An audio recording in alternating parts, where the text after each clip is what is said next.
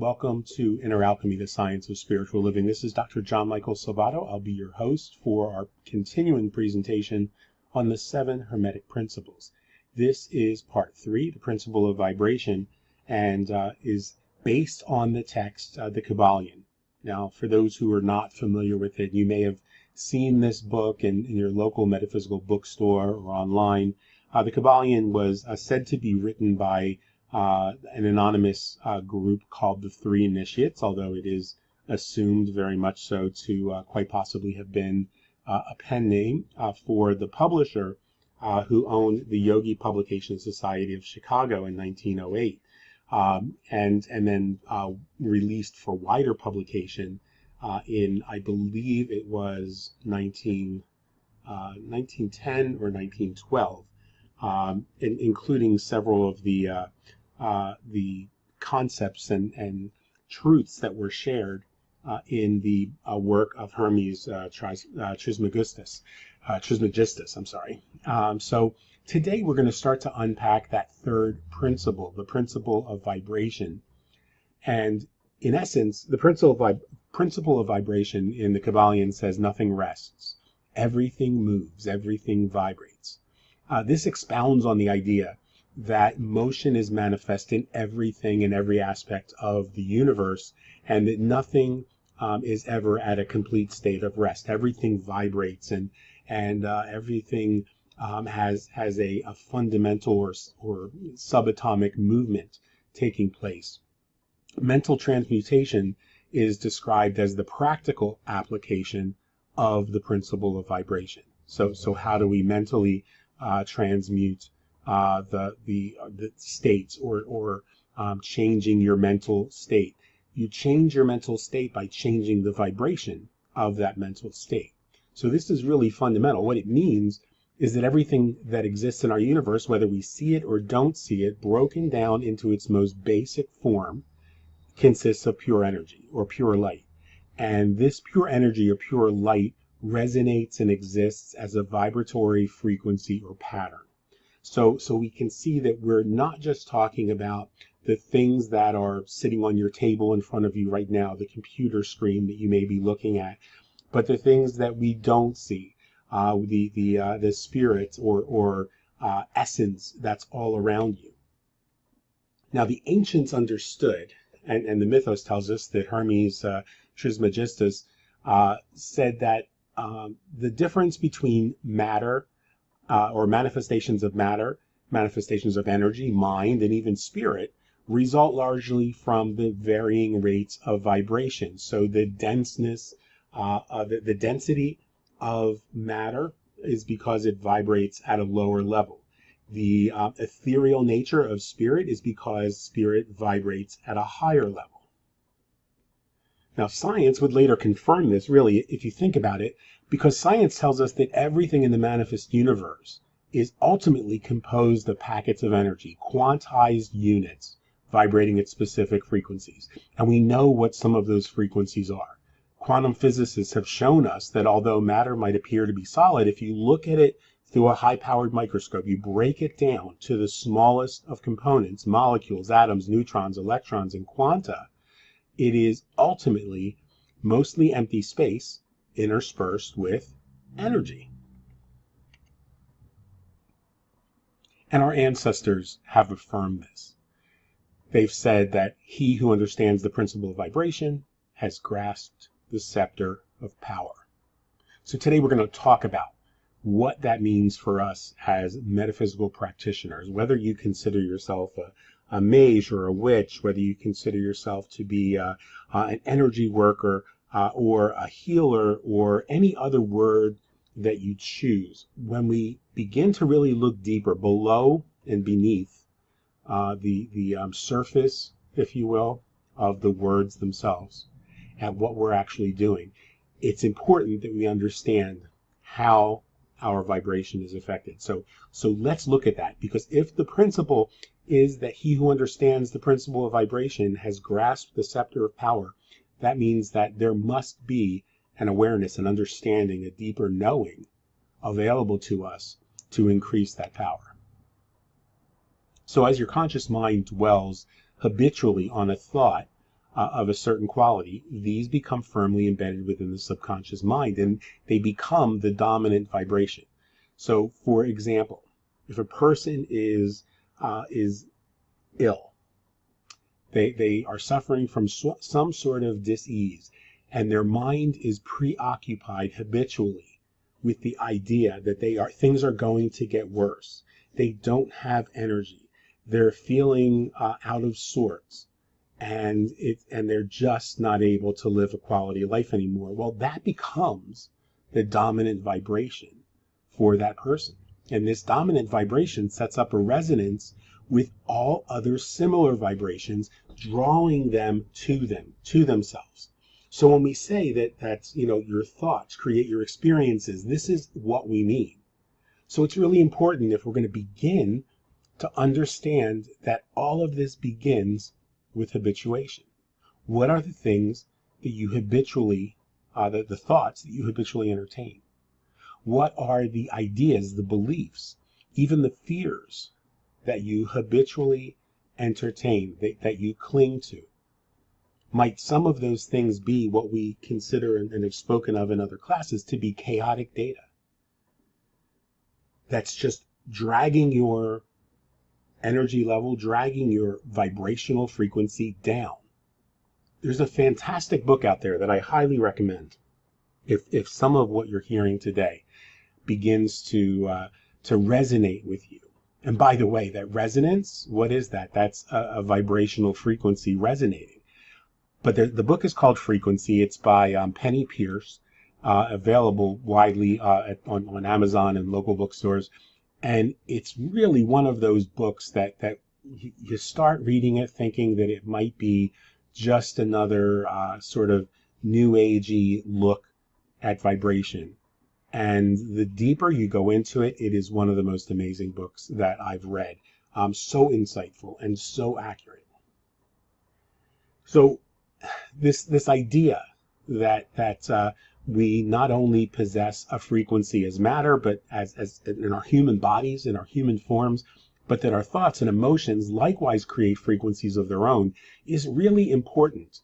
And it's particularly important to our practice, to our spiritual practice, because the vibrations all around us can then have an impact on our overall vibrational frequency, and even lower the frequency that we possess as matter. So on the screen in front of you, you see some of the frequencies that we've determined through science, through research. Starting in the middle, courage has a frequency of somewhere around 200. Neutrality or boredom, 250. 310 for willingness. But we jump up then to love, enthusiasm, happiness, positive expectation. That vibrates around the 500 mark. Peace, the 600 mark. Enlightenment, the 700 mark. Appreciation and gratitude between 780 and 900. And then at the other end of the scale, fear vibrates at about 100. Apathy, 50. Lack of interest, depression. Guilt and insecurity at 30. Shame at 20. And of course, death at 0. So you can see on this frequency, which not only gives us the frequency of those emotions, but also the colors and the frequency, the sort of the scale, the span of those frequencies in the color spectrum as well. This is very important if you do color magic, or if you do sound magic, you do energy work of any kind. Nikola Tesla said, if you want to find the secrets of the universe, think in terms of energy, frequency, and vibration.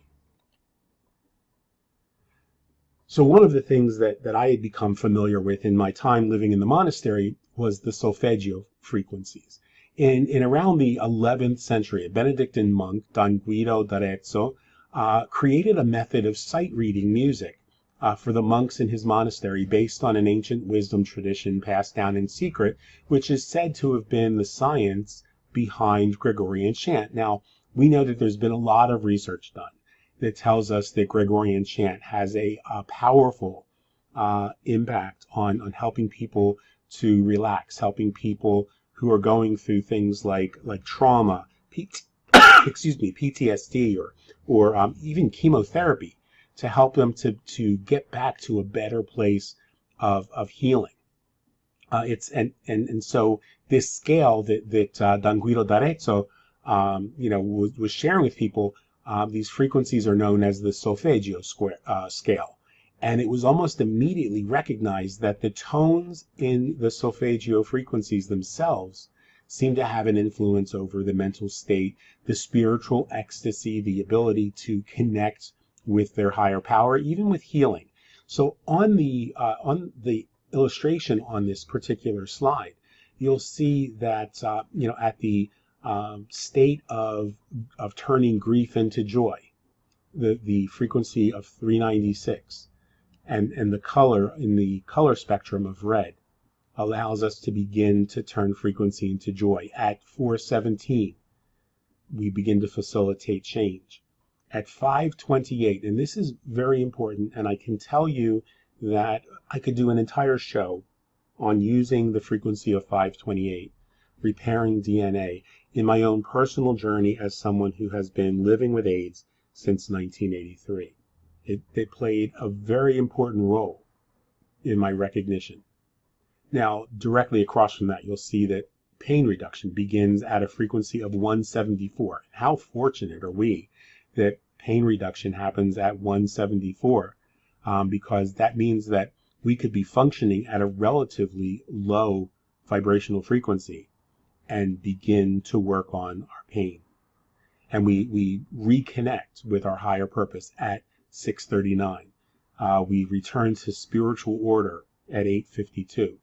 And you can use these frequencies themselves. There's some tremendous work that's been done by a number of people that we may have on the show, on the brew, in the coming weeks and coming months, that work specifically with frequency. But what I wanted to do in explaining the principle of vibration is to share with you that even science, according to Dr. Alan Watkins, who is a neuroscientist, speaking recently at Imperial College of London, the solfeggio frequencies have an impact on psychology and on physiology. And there have been numerous studies here in the United States as well that have corroborated that those research findings. Excuse me again. Now on this slide, we see the color spectrum, and we have much greater detail of what happens and how those colors relate to the various 7 chakras, what they do for us, what the note is, or the frequency that impacts that chakra. So if you're looking to balance your chakras and you followed this frequency, this series of frequencies, and I'm quite certain that you can find these probably on YouTube or elsewhere on the internet, where the frequencies are played as tones that gradually increase. At the root chakra, you're able to liberate yourself from hidden blockages created by guilt and fear. You're also able to bring comfort to the skeletal and waste elimination systems. The word that you would chant, what we call the seed syllable there, would be Lam. Then at the second chakra, you're able to resolve trauma, particularly sexual trauma, clear and release destructive influences from any past traumatic events, and optimize your cellular function. If you're dealing with a manifestation of cellular disease or a cellular imbalance, the seed syllable is Vam, and the note there is 417 hertz.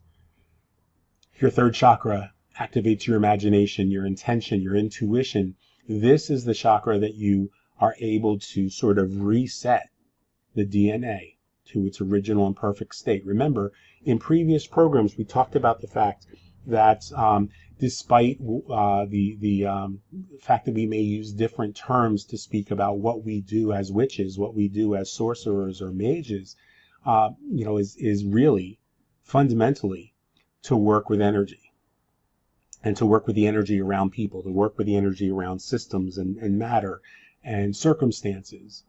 And so you can see that at this resonance of 528 hertz, whose seed syllable in the Hindu tradition, in the Vedic traditions, was Ram, activates the third chakra, but it also allows you to reset that person's DNA. And then, of course, going up the fourth chakra is what allows the cells in your body to communicate more effectively. It allows the cells in every bit of matter in the universe to communicate more effectively.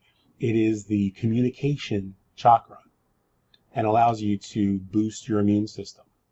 So if you think about this, you start to see, as we talked about somebody in my own personal experience of thriving beyond the experience of AIDS, we start out by recognizing that we need to optimize our cellular functions. Then we increase that vibrational frequency to reset the DNA. And once we've done that, now we're able to boost the immune system. So this becomes part of that process. Now we're connecting with everything in the cosmos. And we continue to move up, and then at the fifth chakra, whose syllable is Ham, the true self, your true nature as pure awareness, your true nature as love, your true nature as light, or however you perceive that, is reestablished.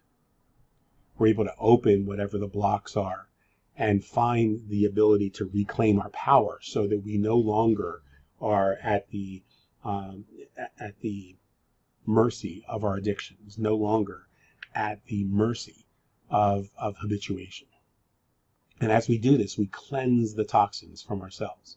We release any of the impact and effect that electromagnetic radiation might have on us, and that allows us to then begin to invigorate or reinvigorate that sixth chakra, which allows your cells to transform to a higher level. This is the area where we begin to awaken. We begin to see things as they truly are. And so the central nervous system begins to operate at a higher level, the level it was actually intended to. The syllable there is Om. And you might recognize that in the meditative traditions, particularly the Vedic traditions, and some of the Asian traditions, that you hear people chanting Om. This activates the sixth chakra. And the resonance there is 852. I want to challenge you when you're done, or if you're watching this on the replay, go ahead and pause this and then open your browser and do a search and find out what the resonant frequency is of the Earth.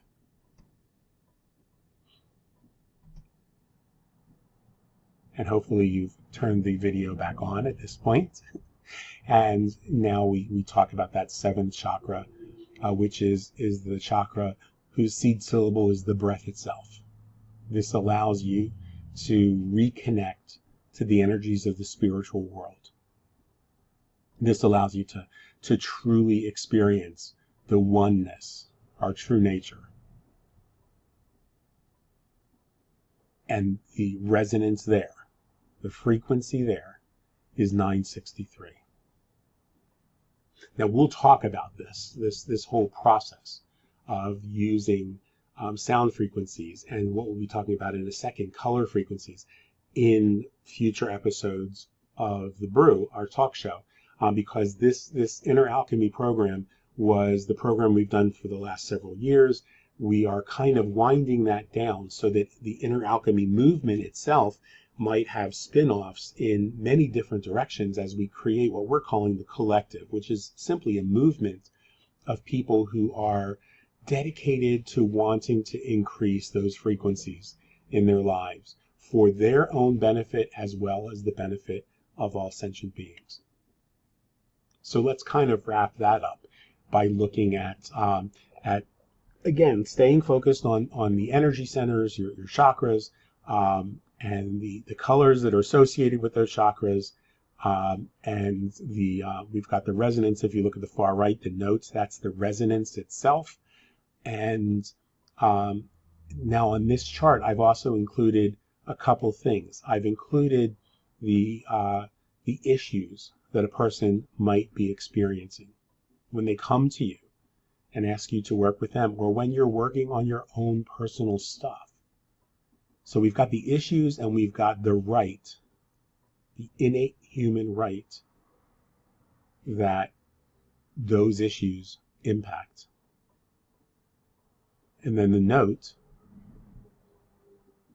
and then if you look back to the third column, you'll see the element that those chakras activate, the element that those chakras work with. And my recommendation to those who are listening to this is to understand that a lot of what we see in the neo-pagan movement, in Wicca, in Norse paganism, a lot of the things that we're seeing in the modern day restoration movement of pagan traditions might talk about the elements that are involved in a particular spell or a particular ritual, but seldom, in my opinion, in my experience, seldom focus enough on what I think is much more important, and that is the spirit that is attached to those things. Because if we don't work with the spirits of earth, the spirits of air, the spirits of water and fire, the spirit of the stick that we pick up, the spirit of the leaf that we use, or the herb, or the incense, unless we work with and honor the spirits that are involved, then we're kind of throwing that proverbial spaghetti against the wall and hoping it sticks. And so this, I believe that using color frequencies is a really tremendous way to really build your practice. So again, we see the root chakra, whose color is red, at the base of your spine. The element involved is the earth. And so if you are dealing with physical needs, which is your right to have, your right to possess, your right to manifest, then work with red candles, or a red ribbon around a white candle, or however you choose to do that. But also recognize that at that particular chakra, that particular need, your craft should involve some element of the earth. At the second chakra, the sacral chakra, located in your lower abdomen, that's where we talk about sexuality and emotions. And let's be clear, when most people are talking about love spells, they're not, and this is one of the reasons why they have the issues that they have, after I have a sip of coffee, they're not really looking for a love spell. They're looking for an emotional spell. They're looking for sexuality, attraction spells. Orange is the color of attraction. It's all surrounding our right to feel, our right to express our feelings. And water is the element that you want to work with in that case. The third chakra, the solar plexus, located, of course, in your solar plexus, is controlled with the element of fire. This is where our strength, our power, our authority comes into play. That's our right to act, our right to be the author of our stories. And the color there is yellow. Fourth chakra, the heart chakra. A lot of people assume then if they're working with the heart chakra, they're working with red. That is not the case. The heart chakra is green. The element is the air. And the issues are our ability to love and to be loved. But more importantly, this is not the chakra that you work with when you're trying to work with love spells. This is the chakra that you work with when you're working with a person's self-esteem, when you're working with a person's ability to let go of that which is not love, which we call fear. The fifth chakra, the throat chakra, is the chakra that addresses communication issues and our right to speak. Some might say that the right to speak truth to power. The element involved there is the element of sound.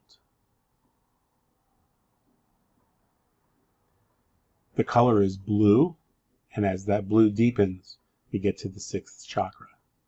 That's located in between the brow. Light is the element we're working with there. Intuition is the issue. It's the opening of that third eye, the ability to truly see. And then the top of the head, the crown chakra, is operated through the element of thought. That's the place where we go to deal with issues of understanding, issues of wisdom and recognition. It's also the ability to know, to truly know what's going on in any circumstances. So I'm hoping that you're able to start to see in this third installment how the work with this third principle, the principle of vibration, manifests itself in some of our practices as well, whether that's ritual chanting, whether spell casting, the spoken word, candle magic, again, color magic, the colors that we use and the elements that we use on our altars, music, and things like the ringing of bells.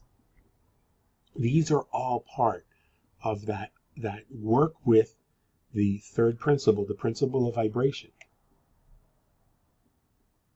And I want to leave you today with a quote from a recent paper that I did, which says that any expression of disease, no matter whether you're injured or feel ill, whether you're feeling sad or depressed, is simply a symptom of a reduction in your natural vibration. So if you pause this video at this point and read that a couple of times over, allow those words to wash over you. Any expression of disease, no matter whether it's an injury or sickness, whether you're feeling sad or depressed, whether you're feeling disempowered or have a feeling that your right to speak your mind is being taken away, is a symptom of a reduction in your natural vibration. So the way to correct that is to work with that energy to increase that vibration, and that symptom will take care of itself. I hope this has been helpful to you guys. I hope that you find this series useful. We've got 4 more installments, and then the InnerAlchemy live program will be completely transitioned into the brew, which will continue to be our main opportunity to interact with everybody on a live basis.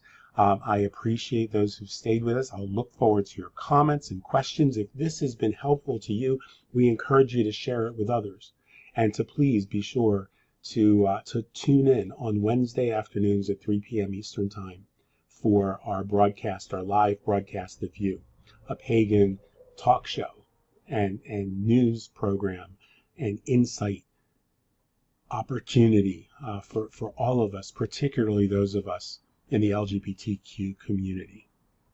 So for everyone here at InnerAlchemy, I hope that the insight, the wisdom, the compassion that we attempt to bring to every one of these programs inspires you to return to the moment, to be grateful for what you've got, and to always remember, the best is yet to come.